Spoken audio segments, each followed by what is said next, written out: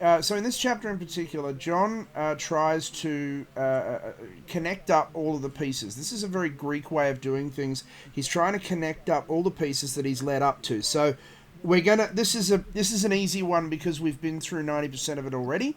We're just gonna look at some fine details and stuff as we go through this. But I've written out the more heavy detail in the writing.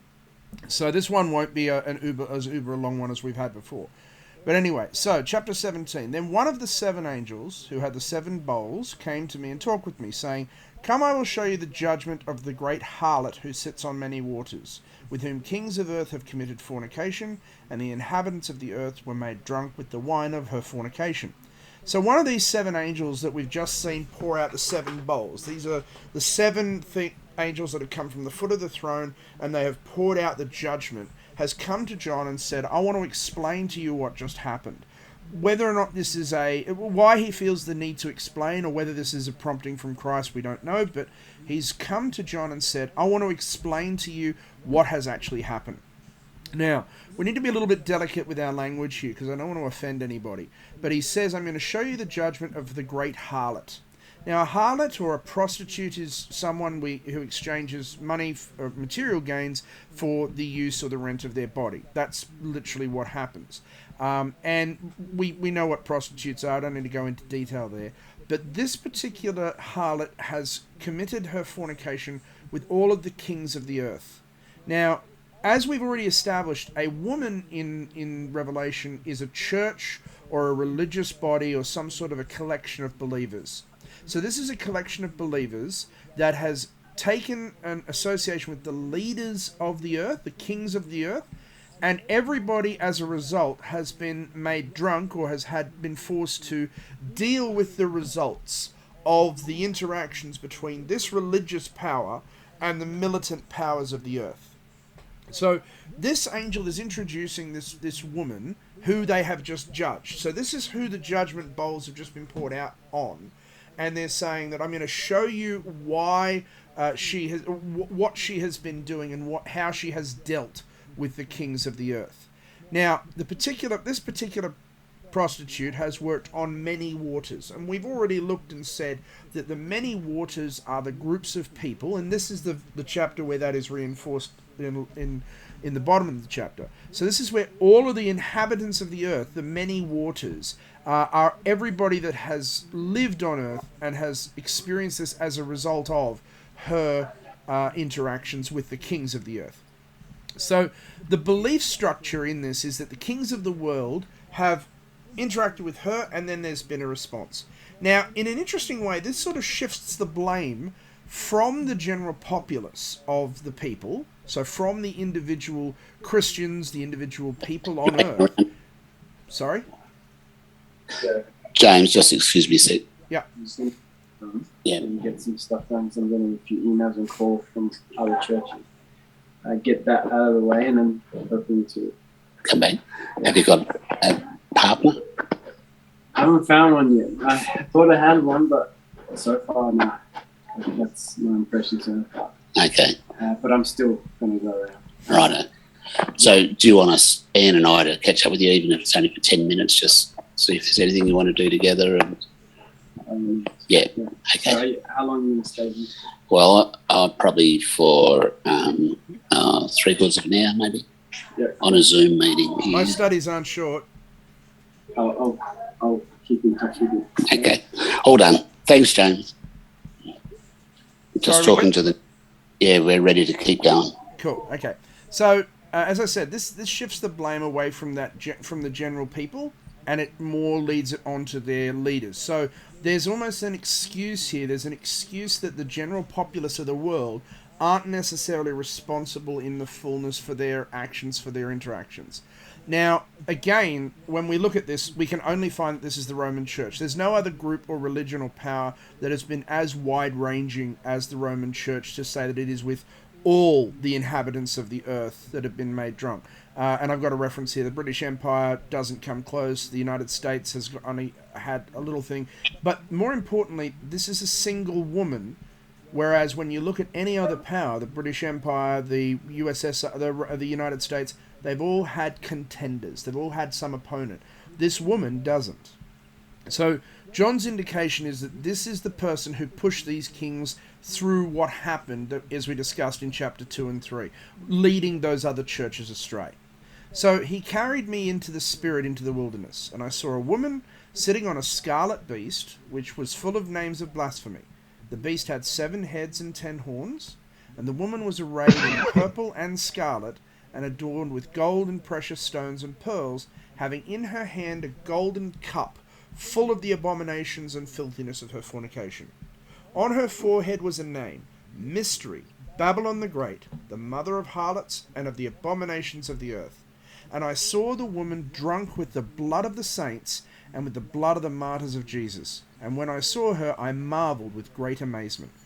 So John is taken away by this angel into the wilderness, into spirit, and he's taken into vision, and he sees this woman. Now, the scarlet that's mentioned here, which is repeated a couple of times, the colour in the Bible when we reference sin is always a deep, rich red, the scarlet colour, this blood red colour.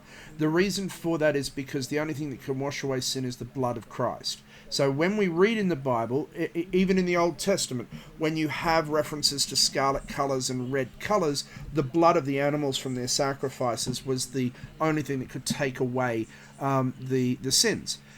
This beast that she is sitting on, and it's notable that she is sitting on these beasts in the same way she's sitting on the waters in that first verse, is the beast that has 7 heads and 10 horns. We've seen this beast before. This is direct connection to the first beast in Revelation 13 and to the beast in Daniel. The woman herself is covered in scarlet, but she's also covered in purple. She's been given royal power. This purple is a imperial or a royal power, and she's adorned with jewels, excessively adorned with jewels. And in her cup she has a cup full of the abominations of her fornication. The results of her fornication are what are in this cup. And as we see here, this is what she's drinking, the blood of the saints and of the martyrs. And on her forehead is written this name, Mystery, Babylon the Great, the mother of harlots and of the abominations. In other words, every harlot, every abomination, every evil comes from this individual, from this person, from this power. And this power is represented as Mystery and Babylon the Great. So this beast that she is sitting on is said to have is a direct reference to things. But the thing is, we have always identified this woman and these mysteries and that beast at least in the modern times, with the Roman Catholic Church. We've identified both things. So how can you have a connection between both a physical power and a spiritual power as representing the same thing? The answer, putting it very simply, is, as we've discussed, the papacy is both a church and a state. Today, the Holy See is as a result of the Lateran Treaty of 1929, and the Pope is the elected leader of both the country of the Holy See. He's titled the Sovereign of the State of Vatican City, as well as being the elected head of the Roman Church and Bishop of Rome. They are all 3 titles held by the same individual. So this power can exist in both these worlds, where this monster is a military force, the woman is a spiritual power. And the Vatican, the papacy can hold both those situations at the same time. And as we said, it does. The woman is said to have been in these abominations. Now, I'm not going to go back into the detail of all of the things that we have seen the Roman Church do. That we've covered that in very, very heavy detail. But the one thing I do want to pin down is this title where it says, Mystery, Babylon the Great. This is the connection to those Babylonian mysteries we looked at when we discussed Daniel chapter 8. These Babylonian translations of the theologies and the powers that have moved through Babylon and into the modern world. We'll work more on those as we come to them. So these are the same seals, and this is her forehead where the seal that we talked about in Revelation 13 would have been found. This is the same spot where anybody who was following the devil would have been sealed themselves. So this is a seal and a form of what that seal relates to, as we have already discussed in Revelation chapter 13. So everything evil set evil, John has found a part in her. But John did something interesting. He said, I saw the woman drunk with the blood of the saints and the blood of the martyrs. When I saw her, I marveled with great amazement. The angel picks up on this. He says, why did you marvel? I will tell you the mystery of the woman and the beast that carries her, which has 7 heads and 10 horns. The beast you saw was, and is not, and will ascend out of the bottomless pit and go to perdition. And those who dwell on the earth will marvel, whose names are not written in the book of life from the foundation of the world, where we see the beast that was, and is not, and yet is. There's some very crafty phrases in this, so we're going to look at this in some detail. This is a chiding beast, a chiding angel. The angel actually chastises John and says, why are you marveling? What's all the fuss going on about? I'm going to explain the story to you, but why are you marveling? Now, the word that he uses here for marvel is athionasma. And the Greek word athionasma occurs about 44 times in the Bible. It generally means to be amazed, to wonder, to admire something, but it also can mean to worship something or to show respect for something. And John is sort of saying, I can respect this great beast. And the angel's saying, well, you really shouldn't. I'm going to explain it all away for you. I'm going to explain everything away for you. And so he uses these cryptic phrases as he talks about this. And he says, the beast you saw, the beast that this woman is sitting on, was, is not, and will ascend out of the bottomless pit and go to perdition. It existed before John's time. It was a thing before 100 AD. It is not. It's not around at that moment, but it will ascend out of the bottomless pit. It will rise again in the future. So the angel is saying that this is a power that has existed, does not currently exist, but will come back and rise out of that bottomless pit we saw, the location of Satan's forces that are stored up in chapter 9. And when it ascends, it goes to perdition. Now the word perdition in Greek is apoleia, which generally means the utter complete destruction. The Roman Church will say that it also means to be thrown into hell and to be thrown into those sorts of levels of destruction. But in the reality, the Greek is that this is just a word for absolute devastation, more like ruin. The ruin that Babylon, the city, was actually experiencing at this time. So John adds this quality that this beast, and he adds this extra statement that the beast was, is not, and yet is. It's a curious way of phrasing it. What is this beast? What is this power that we're looking at? What is this authority? We've identified it as Rome, but can it be Rome? Can we actually hold it as Rome? Or do we need to review everything we've been talking to up this point? Firstly, we can contrast what is found in Revelation chapter 1. Now, John twice describes God in chapter 1 as the actor who is, who was, and who is to come, which is contrasted with this beast that was, is not, and yet is. So this is a personation or a conflict or a copy, an illegal copy of a form of God. So to understand this, we have to go back to the context of what was going on in 100 AD. So we have to go back to what was actually going on at that Roman Empire time. The Jewish nation had just been wiped out so it can't have anything to do with the Jewish nation. But in the context of Christ's crucifixion, only about 65 years earlier, God's power was spreading all over the world. So this power has been repressed at this moment in the light of Christ's crucifixion. This is a satanic power. This is Satan's authority, as we've always said. This is the satanic powers that have been suppressed thanks to Christ's sacrifice, thanks to Christ dying on the cross for us. So Babylon's influence throughout the world was not really in the Christian church at this point, and it wasn't really in the Roman church either. You right, David? Yeah. Yeah. So it wasn't in that Roman church either. In the same style, Satan dominated the world up to this point, and God had now taken control of events. At this point in time, at around this 100 AD point, because of Christ coming to the earth, God had actually stepped in and taken over events as they were happening. So Satan had the majority of influence over all the powers up to that point. But as we're going to see, this is now when Satan's power was actually repressed and Christ's power was stepped into the middle. Satan is no longer into absolute control. Now, if we're going to connect this up to the Roman religion, to the Roman powers like we've done before through Daniel, we have to look at the religion that Rome used. We have to look at the way that Rome's religion works. Unlike other powers, Egypt, Babylon, Media, Persia, and Greece, Rome didn't develop its own religion. Rome unashamedly just stole everybody else's stuff. It looked at everybody else's gods and said, yep, we'll accept you guys. Okay, you've got Aphrodite, sweet, we'll take her and we'll rename her Venus. That's all it did. They modified some structures, but they didn't actually accept most of those traits. And as we also know, they inherited a lot of things from other places rather than building themselves.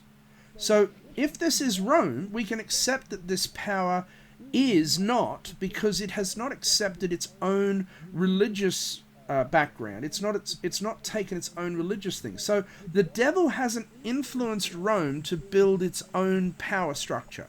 So these three ideas that this beast is both the Babylonian mysteries and Satan's authority, is not, because Satan no longer has command over the world. Jesus' death has released a lot of the world from that, but will ascend out of the bottomless pit, will come from Satan's household, fits quite nicely. And all those who dwell on the earth will marvel, whose names are not written in the book of life. The people who have not been accepting of Christ and have not willingly chosen to follow God's side are the ones who will marvel and worship this power, worship this beast. Does that make sense? I know that's really complicated language, but does that make sense to you? Yep. Cool. You Yeah, okay, I'm following John? it. Yeah, I'm just trying to lock the back gate here. Just bear with me for a sec. That's cool. Take your time. We're transitioning to home and dropping off Haley on the way. So I'll be in the car. Hopefully there's not too much noise in the background. That's all right. Do you want to keep going? Cool. Yeah, keep going. Okay. So, verse 9. Here is the mind that has wisdom. The 7 heads are 7 mountains on which the woman sits, for they are also 7 kings. 5 of these kings have fallen. 1 of these kings currently is, and another has not yet come. So what we say when we're putting this beast into place is, this beast that has 7 heads and 10 horns, this beast is the devil's power and the devil's authority that is exercised through 7 kings, 5 of which have fallen, 1 that's current, and the other has not yet come. And that's why we can conclude that the devil's power, thanks to Christ's death, has not, at this point in time, has released the world at this point in time from Satan's influence. Now, that would only be temporary, but it was only for a moment. The beast that was and is not is himself also the 8th, is of the 7, and is going to perdition. So the angel clearly says that these 7 heads represent 2 things at the same time. They represent 7 mountains. The 7 mountains are connected to the way this woman sits on the many waters. But it also could reflect to the way we've interpreted the 7 hills of Rome in chapter 12. That's a bit more flexible and a little harder to defend because the hills around Rome are only hills. But more importantly, the angel says this is 7 kings. Now, as we've established ad infinitum, this power is a wide transaction, and these 7 kings are the 7 powers that have interacted with God's people. The fact that they all go to perdition gives us a scope for determining who they are. By the time John wrote his book, Egypt, Assyria, Babylon, Persia, and Greece had all dominated God's people, and they had in turn been destroyed. Egypt and Assyria predated Daniel. Media was the one that Daniel saw. Of course, the Babylonians are where Daniel was. Media was the one that overtook them. Persia overtook Media very smoothly during Daniel's time. Greece followed, and we've discussed that heavily in chapter 11. The power that is could only therefore be the Roman Empire, because that is who was there. That's the only power that was existing at that time. And so one more comes and continues a short time. John is subtly referencing here this 1260 days that we've been talking about so much from both him and Daniel. So these 5 powers that that are important, the 5 big authorities that influenced God's people, are also 5 powers that developed their own mythological systems more or less independently of each other. Egypt, of course, was the first, alongside Babylon. Assyria had a completely separate religious structure. Persia then interpreted its own one from a Babylonian background, but they reinvented it, and then Greece restarted it. And all that Rome did was accept everybody else's. Rome, to be talk about a religious or a philosophical structure, the Romans considered that to be entirely Greek. They didn't consider that to be a thing that they wanted to worry about. That was something that they left up to those people who spoke Greek. So the angel is cryptic, but he explains and says this is why these powers are to come. And so the final power is a future power from John's perspective. And we've already identified that with the first beast of Revelation 13, and which exercised all the powers of the previous beast. And we've already identified it with papal Rome. So as we've discussed quite widely, it rose about 200 years after John wrote his book, and it was the only power that took over the whole world from after the Roman Empire. Nobody has ever dominated the entirety of Europe and the known world since then. The angel then gets rather cryptic. He's very careful about how he says. He says, the beast that was and is not is himself also the 8th power. So the beast itself is going to be the one that rises up after that 7th power falls away. The beast itself, the satanic domination of everything that's going on, is going to be the power that will rise up after that 7th power goes into perdition. He says it's of the 7 and it is going into perdition. So when we've discussed this fall of the papacy in the last chapter, where we talked about the waters of Babylon being drying up and of losing its authority, we've already seen that both the beast of the earth will create the image that will suck its power up, and we've seen this waters of Babylon being dried up in the 6th bowl that's poured out on the earth. So this matches what we were talking about. When that 7th power falls, another worse situation rises in its wake. But then the angel goes on and says, the 10 horns you saw were the 10 kings who have received no kingdom as yet. But they receive authority for 1 hour as kings with the beast.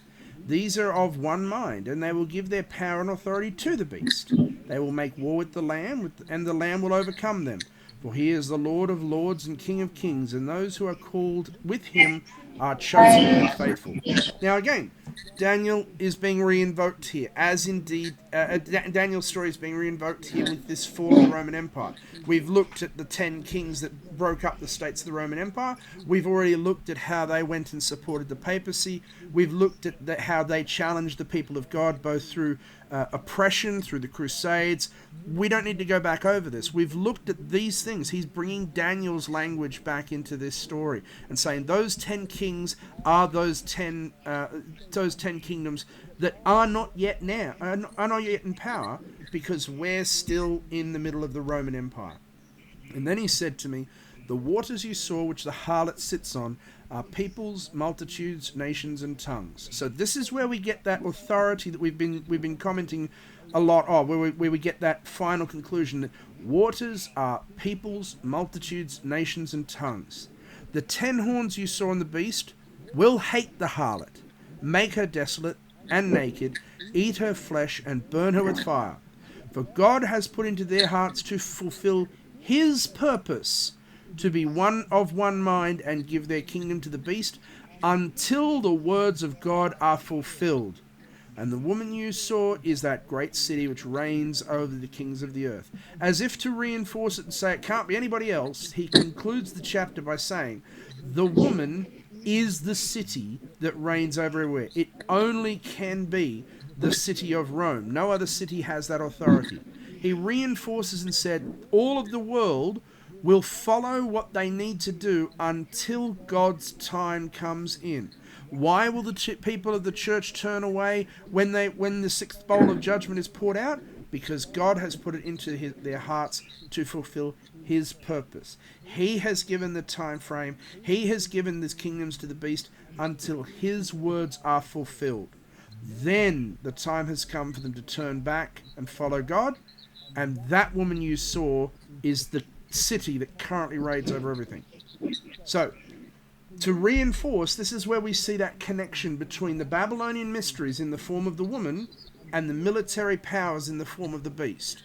The seven major kingdoms that have all that have all had both qualities going along with them, that currently are waiting for that wound to be healed so that the next one can step in, connects Daniel's chapter 11, Daniel 7 and 8 through to John's story. He's saying very bluntly that the bowls that were poured out are poured out on the mysteries Babylons and any power that has supported them. And that's the end of chapter 17. Questions? We okay? Wow. No, That was well done. Yeah, it is. That just all virtually gets back to say it's Rome. Yeah, it's the papacy. The papacy. He's more or less hitting the reset button. This review here is where I've sort of gone back into some detail and said, each of these other groups that have associated or interacted with God's people. Babylon was allied with Egypt, and they were the first to conquer God's people, which is where Daniel comes in. They repressed everyone. The Egyptians were the first to enslave the Israelites, and we remember that Moses was, of course, trained as a priest. He would have been called Harpy Moses, so he was trained as a priest. Then you establish the kingdoms of Judea and Israel, and when they objected to what God had told them to do, the Assyrians just hammered them. The second of these seven great powers, they just absolutely smashed the Jews before the Babylonians finally captured them. Then the Persians allowed them to return as a vassal state. The Greeks we talked about heavily in Daniel chapter 11 before the Romans, and we've seen the Romans accepted the Babylonians mysteries as their inheritance thanks to the church in Pergamum. So they didn't want anything to do with them. The Romans were not interested in these things, and it was with the fall of the Roman Empire that the papacy itself came forward as both a power that had its own army, a power that had dominion over religious and civil matters in Europe, and it lasted the 1260 years until Berthier conquered the Pope. And now we're in this space with that seventh power still at its maximum, waiting for the deadly wound to be healed so that the final events can take place. This is why all these things have been laid out so clearly for us, so that we can say we're the next step after what John was experiencing 2,000 years later. Yep. Yeah. It's very good. Make sense? Does. All right, I won't rush it, but let's just have a prayer so that you can get on and do what you need to, John. Okay, thanks, James. Heavenly Father, we thank you that we can come together and still talk about these matters and still look at how you have guided the events of history. We thank you that this reinforcement is that everything is in your control. You know how you want the world to play out, and you know how you want things to come good.